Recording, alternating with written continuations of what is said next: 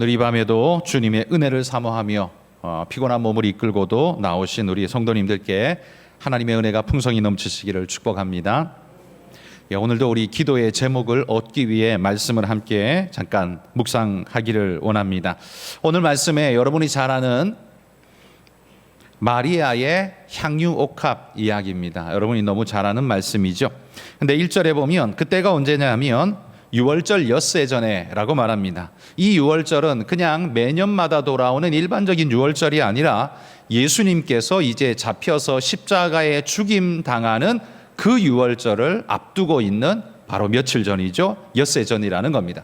예수님 돌아가시기 일주일 전에 지금 이 사건이 벌어지고 있습니다. 마리아는 일주일 후에 예수님이 돌아가실 거라는 걸 예상했을까요? 눈치를 채고 있는 걸까요?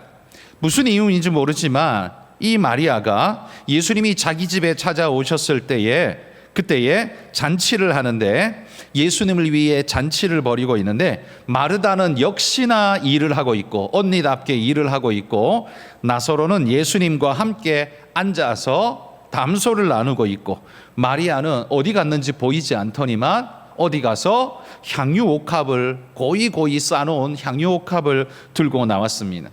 이 향유 옥합은 유리병 같은 데 들어있는데 요즘처럼 마개가 잘 돼 있어서 열고 닫고가 편한 게 아니라 그 당시에는 그냥 일체형으로 되어 있어서 그걸 쓰려면 부셔야만 머리를 이렇게 꺾어야만 쓸 수 있는, 그러니까 한번 꺾어버리면 이거 어떻게 다시 쓰기가 막기가 되게 쉽지 않겠죠.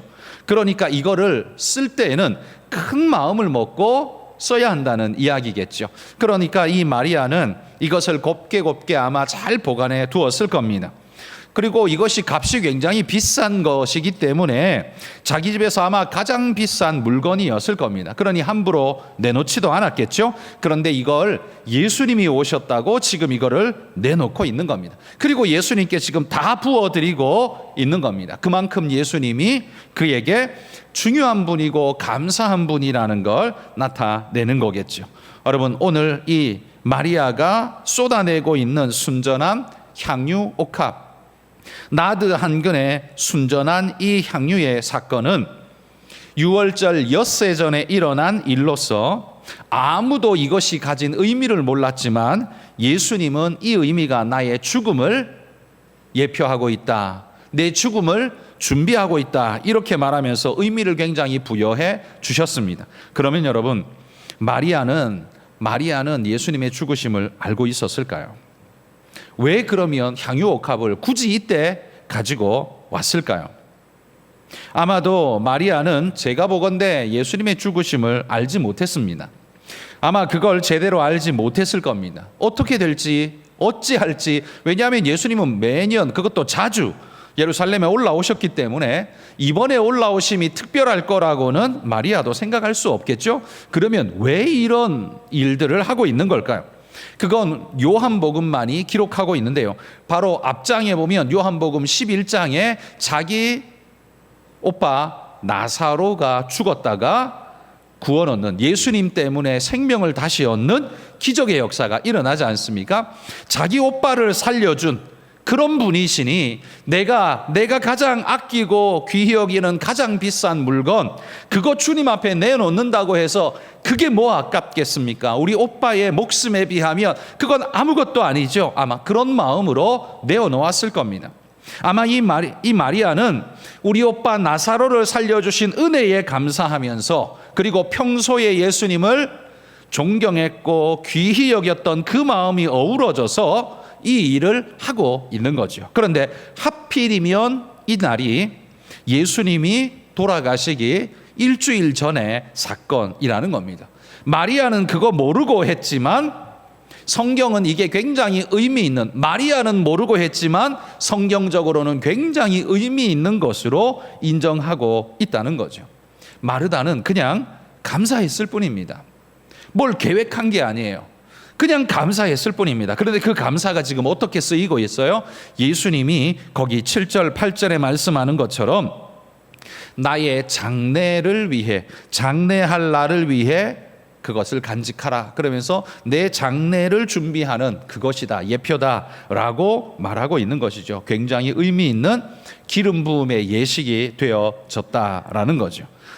보잘것없는 작은 한 사람이 하나님을 위해 할 수 있는 큰 일이 무엇일까요?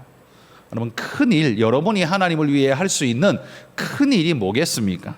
그건 특별하게 따로 있는 게 아니라요, 여러분이 일상에서 하나님을 감사하고 하나님께 예배하면 하나님께서는 그것을 가장 귀하고 크고 놀랍게 사용해 주신다는 사실을 오늘 우리는 본문에서 보게 됩니다. 우리의 작은 감사의 섬김이 하나님의 역사의 날을 기념하는 은혜로운 날이 되게 만드시는 하나님의 놀라운 역사. 여러분, 그러니 내가 언제 그걸 할까요? 모르죠. 그러니 항상 하실 수 있기를 바랍니다. 여러분이 늘 감사하시면 하나님의 위대한 역사의 날에 쓰임받는 큰 감사가 될 줄 믿습니다. 여러분, 이 감사를 위해서 저는 오늘 여러분과 나누고 싶은 말씀의 핵심은 마리아는 무엇을 드렸나라는 내용입니다. 여러분 잘 아시는 향유를 드렸죠. 거기 3절 말씀, 오늘 여러분과 나눌 말씀의 핵심은 3절입니다. 3절 한 절만 말씀을 나눌까 하다가 1절부터 읽었는데요, 오늘 나눌 말씀의 핵심은 3절입니다. 거기 보면 마리아가 하나님 앞에 드린 것은 4가지의 특징이 있음을 보여줍니다. 첫 번째, 마리아는 지극히 비싼 향유를 주님께 드렸다라고 말합니다. 여기 지극히 비싸다는 건 그것의 값이 보편적으로 굉장히 비싼 물건이라는 것을 이야기하는 거겠죠. 그러니까 그것의 보편적 가격을 이야기하는 겁니다. 굉장히 비쌌습니다. 이게 얼마나 비쌌냐면 노동자의 일반 일꾼의 한 사람의 연봉값, 그러니까 300일의 노동력 일당을 다 모아야 되는 값입니다. 그러니까 연봉이죠. 여러분의 연봉 얼마입니까? 적어도 수천만 원이죠. 그러니까 이 마리아가 한 번에 드린 이것의 값은 그 값이라는 거예요. 그러니까 이것이 지극히 비싼 향유다라고 표현하고 있지만 마리아에게는 어떨까요? 마리아에게는 가장 비싼 재물일 것입니다. 마리아에게는 그냥 지극히 비싼 객관적인 표현이 아니라 마리아의 주관적인 표현으로 최고로 비싼 그것이었을 겁니다. 그러니까 마리아는 지금 어떤 예배, 어떤 희생을 드리고 있다고요? 최고로 비싼 희생을 하나님 앞에 드리고 있다는 겁니다. 이게 마리아의 감사의 특징이라는 거예요. 여러분, 여러분이 가지고 있는 최고로 비싼 게 뭡니까? 여러분이 소유하고 있는 것 중에 최고로 비싼 건 뭡니까? 하나님이 때로는요, 그 최고로 비싼 걸 내게 줄 수 있겠니? 라고 물으실 때가 있습니다. 아브라함에게는 뭘 달라 그랬어요? 이삭을 달라 그랬잖아요. 돈으로 환산 불가한 가장 비싼 것을 줄 수 있겠냐고 물었습니다. 그런데 그걸 아브라함은 주저하지 않고 그걸 하나님 앞에 드렸습니다. 그랬더니만 하나님은 그 아브라함의 믿음을 축복하시면서 모든 것을 그에게 안겨주셨죠. 이 마리아도 마찬가지입니다. 가장 비싼 것을 하나님 앞에 드릴 줄 아는 그만큼의 하나님을 생각하는 마음이 지극했다라는 말입니다. 여러분은 어떻습니까? 여러분은 여러분이 가지고 있는 것에 가장 비싼 것을 하나님 앞에 드릴 수 있는 마음이 있으십니까? 아니면 여러분이 가진 것 중에 가장 흔하고 싼 것으로 하나님 앞에 그냥 하나 정도 드리는 여러분 그런 모습입니까? 한번 비교해 보십시오. 오늘 기도할 때 우리는 하나님 앞에 늘 땡깡을 부리면서 하나님 이거 주세요, 저거 주세요 라고 하겠지만 엄밀하게 여러분 자신을 돌아보십시오. 여러분이 하나님께 하는 건 뭡니까? 여러분이 하나님께 하는 건 마리아 같은 가장 비싼 게 아니라 따지고 보면 내가 가지고 있는 가장 흔한 것, 그냥 그거 하나 정도 적선하듯이 던지는 것. 여러분 이게 우리가 하나님 앞에 드리는 전부 아닐까요? 그러니 하나님 앞에 오늘 여러분의 마음을 모아서 하나님 앞에 이렇게 한번 기도해 보십시오. 하나님, 내게 가장 소중한 게 뭘까요? 그리고 나는 그걸 하나님 앞에 드릴 수 있을까요? 하나님은 내게 그거보다 비교할 수 없을 만큼 감사하고 귀하고 좋은 분이라는 사실을 나는 정말 인정하며 살아가고 있는 것일까요? 하나님, 내가 그렇게 살기를 소원합니다 라고 하나님께 가장 비싼 것을 드릴 수 있는 그런 마음을 가진, 용기를 가진 여러분들이 되실 수 있기를 소망합니다. 마리아의 감사의 특징은요, 할 만한 걸 한 게 아닙니다. 가장 비싼 것을 드렸다라는 것이 그의 특징이라는 거예요. 두 번째는 그가 드린 건 순전한 나드 한 근이라고 말합니다. 순전한 나드 한 근. 이거 뭐 값이 비싼, 가장 비싼 것과 연결되는 이야기이긴 한데요, 이건 향유의 종류입니다. 인도에서 나는 혹은 히말라야에서 나는 이 순전한 나드는 수입으로만 얻을 수 있는, 그러니까 비싼 거죠. 수입으로만 얻을 수 있는 가장 향이 오래가고 좋고 비싼 겁니다. 그런데 이게 양이 얼만큼이에요? 한 근이래요. 이 한 근이 도대체 얼마냐? 이건 고기가 아니니까 600g 뭐 이렇게 말할 수가 없잖아요. 이 한 근은 이 고기가 아니니까. 이게 얼마일까? 이게 한 300g에서 많게는 800g 정도 되는 그 정도라고 합니다. 지금은 고대의 측량치가 우리에게 정확하게 알려져 있지 않기 때문에 이런 폭이 되게 넓은데요, 가격으로 따지면 300데나리온이나 되는 값을 하는 것이라고 합니다. 300g. 제일 작게 잡아도 300g이라고 한번 쳐봅시다. 여러분, 향수를 300g 쏟아부으면 냄새 나서 그거 어디 쓸 수 있겠습니까? 냄새 너무 많이 나서. 향수도 한 방울을 쓰는데 이 순전한 나드 향유도, 이것도 향수 아닙니까? 그 시대에 기름 형태의 향수 아닙니까? 근데 이것들 한 방울이면 충분할 텐데 마리아는 어떻게 했어요? 한 근을 다 썼다라는 겁니다. 그러니까 이건 자신의 전부를 드렸다는 겁니다. 첫 번째의 마리아의 감사의 특징은 최고를 드렸다라는 거였고요, 두 번째 마리아의 감사의 특징은 전부를 드렸다는데 포인트가 있는 겁니다. 나드 한 방울이 아닙니다. 나드 한 근을 드렸다는 거예요. 이게 마리아의 감사의 특징이었다는 겁니다. 한 방울이 아니라 한 방울로도 충분할 텐데, 아니 좀 감사하면 두세 방울 정도만 해도 충분할 텐데 이걸 한 근을 통째로 쏟아부어 드리는 건 어떤 의미일까요? 이게 어떤 의미겠습니까? 이건 아낌없는 감사를 표하고 있는 겁니다. 당신에게는 내가 모든 걸 쏟아부어도 아깝지 않습니다 라는 걸 지금 마리아가 표현하고 있다라는 거죠. 이걸 합리적이고 과학적으로 따지면 이렇게 쏟아부으면 이건 합리적인 게 아니죠.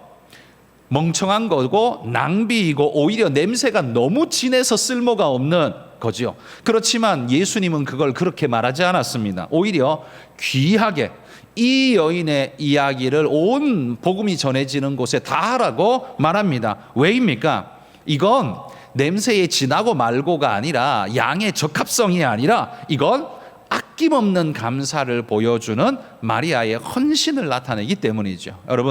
여러분도 하나님 앞에 아낌없는 헌신을 해본 적이 언제 있으십니까? 한번 생각해 보십시오. 하나님 앞에 아낌없는 헌신을 내가 드린 게 언제였었던가? 내가 그리고 뭘 드렸던가? 그거 물질이었나? 그게 시간이었던가? 그게 내 봉사 노력이었던가? 아니면 내 찬양과 감사였던가? 한번 돌아보십시오. 마리아처럼 나는 주님 앞에 나드 한 근을 통째로 드릴 만큼 아낌없는 감사로 쏟아 부어 드린 것이 내게 언제였던가? 그게 혹시 있었던가? 한번 생각해 보십시오. 세 번째 마리아의 헌신과 감사의 특징은요, 그 한 근을 쏟아 부었는데 어디다 부었대요? 예수의 발에 부었다, 이렇게 나오고 있습니다. 그런데 마태복음이나 마가복음에 보면 예수님의 머리에 부었다라고 말합니다. 그러면 도대체 이건 다른 이야기인가? 라고 싶지만 저는, 학자들은 그렇게 말합니다. 머리에 붓고 그것이 발에 흘러내리고 발을 적실 만큼 많은 양이 흘러내렸다는 걸 말하는 거예요. 근데 왜 요한복음에는 발을 집중하는가? 왜냐하면 마리아가 그의 머리털로 발을 닦았기 때문에 바로 이 포인트에 집중하기 위해서 발을 이야기를 지금 하고 있다는 거죠. 머리에 안 부으면 쓸모없는 겁니까? 아니죠.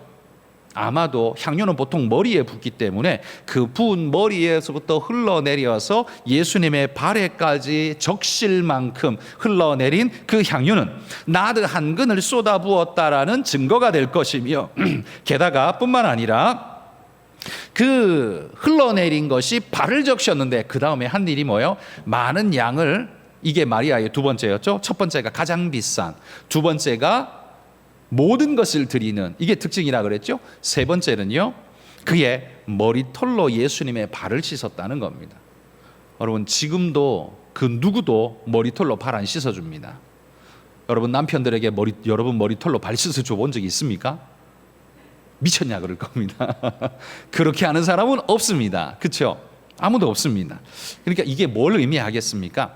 마리아의 예수님을 향한 지극한 감사와 기쁨이 그 속에 녹아나고 있는 거죠. 얼마나 감사했으면 이럴 수 있을까요? 마리아는 예수님을 도대체 어떤 분이라고 생각했기에 이럴 수 있었을까요? 마리아는 예수님을 메시아 구주라고 확실히 믿었습니다. 11장에 나사로가 죽었을 때 예수님이 늦게 찾아왔을 때 부활할 것을 믿습니다 라고 말할 때 보면 정말 진짜 믿음을 가진 사람들 이미 틀림없습니다. 예수님이 그런 분, 부활의 구주시라는 것, 메시아라는 걸 확실히 어쨌든 믿었던 것 같아요. 그러니까 그런 분에게 내 머리털로 발을 씻어드린다 한들 이것이 무슨 내게 욕이 되겠는가, 오히려 내게 복이 될 것이다 라고 믿는 게 마리아였다는 거죠. 그러니까 마리아의 세 번째 헌신의 특징은 자신의 가장 고귀한 것을 오히려 헌신짝처럼 내려놓을 수 있는 그런 헌신을 보여주고 있다는 겁니다. 수건을 가지고서 닦아야 맞을 텐데 그게 아니라 자기의 가장 고귀한 머리털로 닦았다는 것, 이건 예수님의 가장 먼지 묻은 더럽다고 표현할 수 있는 발조차도 자신의 가장 고귀하다 말할 수 있는 머리보다도 훨씬 더 고귀합니다라는 고백을 한 거예요. 여러분 이게 뭡니까? 이게 제가 지난번에도 말씀드렸죠.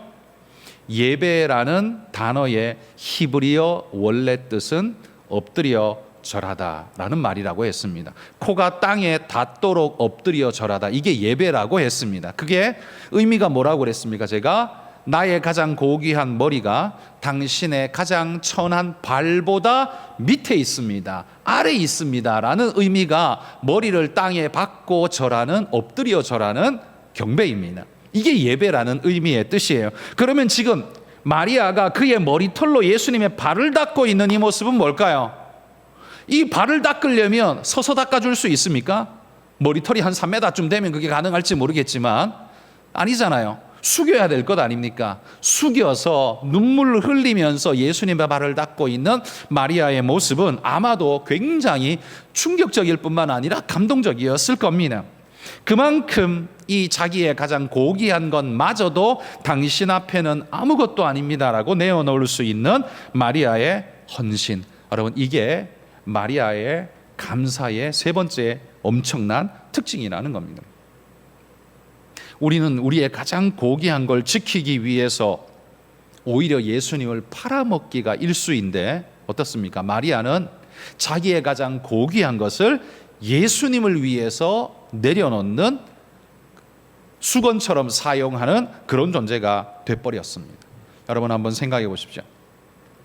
여러분이 사회에서, 직장에서 여러분 친구들한테 예수 믿는다는 것 때문에 부끄러움을 당하지 않고 그 상황 속에서 눈총을 받지 않기 위해서, 모면하기 위해서 예수님을 외면하듯 지나간 때가 없었습니까? 직장에서, 사회에서 내가 한마디로 말해 정말 부끄러움을 당하지 않기 위해, 그들의 눈총을 받지 않기 위해, 그래서 예수님을 무시하고 없는 것처럼 그냥 살짝 스킵해버린 그런 때가 여러분 있지 않았습니까? 그런데 마리아는 지금 절대로 그럴 수 없다고 말하는 것 같습니다. 그의 머리털로 예수님의 발을 씻고 있는 것이 마리아의 감사와 헌신의 특징이라는 겁니다. 최고의 특징, 최고의 감사 아닙니까? 엄청난 헌신을 보여줍니다. 그리고 마지막 네 번째, 마리아의 이 헌신의 감사의 네 번째 특징은요, 이렇게 쏟아부은 향유의 냄새가 3절 끝에 보면 집에 가득하더라 이렇게 말합니다. 여러분, 이렇게 쏟아부었으니 가득한 건 당연한 일이겠죠. 그죠? 가득할 수밖에 없죠. 그런데 여러분, 한번 머릿속에 상상해 보십시오. 그 냄새 분자들이 그 집안을 곳곳을 가득 메우고 있는 그 상황을 한번 눈으로 한번 그려 보십시오. 냄새 분자들이, 우리가 이제 스프레이로 물 뿌리면 빛에 반사되면 물 분자가 보이지 않습니까? 그 입자들이 막 날리고 있는, 한번 상상해 보십시오. 이 향유의 냄새 분자들이 온 방을, 집을 곳곳에 빼곡하게 가득 메우고 있는데 그 한가운데 누가 계세요? 예수님이 계시는 겁니다. 그러니까 이 예수님을 가득 둘러싸고 있는 게 뭐예요? 마리아의 감사의 고백입니다. 마리아의 감사의 고백이 마치 향유의 분자처럼 감사의 분자가 되어서 예수님을 완전히 둘러덮고 있는 이 모습은 마치 솔로몬이 성전을 짓고 처음 봉헌 예배를 들어가서 하나님 앞에 예배할 때 하늘에서 불이 내리면서 그 성전을 하나님이 빽빽한 연기로, 구름으로 가득 채운 하나님의 영광을 나타냈던 그때를 기억하십니까? 성경에 보면 제사장이 들어가서 집례를 할 수 없었다라고 말합니다. 워낙 하나님의 은혜의 역사가, 영광이 구름 가운데 빽빽하게 임했기 때문에 앞이 보이지 않으니까 할 수 없었던 거죠. 여러분, 그 모습이 지금 마리아의 집에서 벌어지고 있는 겁니다. 하나님이 빽빽하게 만든 게 아니라 누가요? 마리아가 빽빽하게 만들었어요. 뭘로 그렇게 했습니까? 자신의 감사와 사랑과 충성으로 그 집을 가득 채워 빽빽하게 만들었고, 그 한가운데에 예수님이 계시도록 만들었습니다. 여러분, 이게 바로 찬송 아닐까요? 이게 찬송 아닐까요? 예수님을 영화롭게 하는 것 아닐까요? 내 모든 헌신과 감사와 찬양이 그분을 완전히 둘러 덮는 것. 여러분, 이게 진정한 예배고 이게 진정한 감사 아닐까요? 마리아의 향유 옥합은 우리가 많은 것을 쏟아부었다라는 데 포커스를 두지만 사실 이렇게 분석해보면 마리아의 헌신과 감사의 모습이 우리에게 굉장히 도전적인 모습으로 임한다는 걸 볼 수 있죠. 네 가지 제가 이야기했습니다. 첫 번째 뭐였습니까? 내게 가장 비싼 것으로 하나님 앞에 감사했습니다. 두 번째는 뭐였어요? 모든 것을 드려 한 근, 전부를 드려, 한 방울 두 방울로도 되는데 전부를 쏟아부어서 하나님께 당신의 감사를 표했습니다. 세 번째는 뭐래요?